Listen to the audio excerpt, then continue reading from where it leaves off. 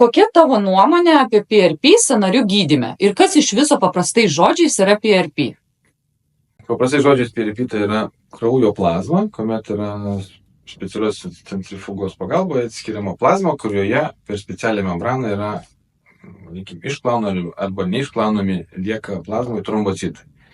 Trombocitai yra aktyvūs, kurie dar turi didelį poveikį tokiam gydymui kaip arba audinių regeneracijai arba uždegimui. Iš esmės, jeigu paprastai kalbant, tai suleidus PRP į sąnarį aplink sausgyslę kažkur prie audinius yra dirbtinai sukeliamas uždegimas, nes yra suleidžiama labai didelė trombocitų koncentracija. Tuomet per kelias dienas tas uždegimas dėl tų pačių trombocitų sumažėja.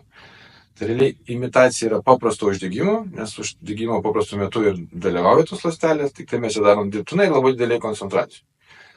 Ko pasiekoje mes norime laimėti, sumažinti skausmą ir pagydyti uždegimą. Mano nuomonė apie PRP skirimą yra teigiama, aš pats tai darau, leidžiu ir tik tai labai mano yra specifinės indikacijos.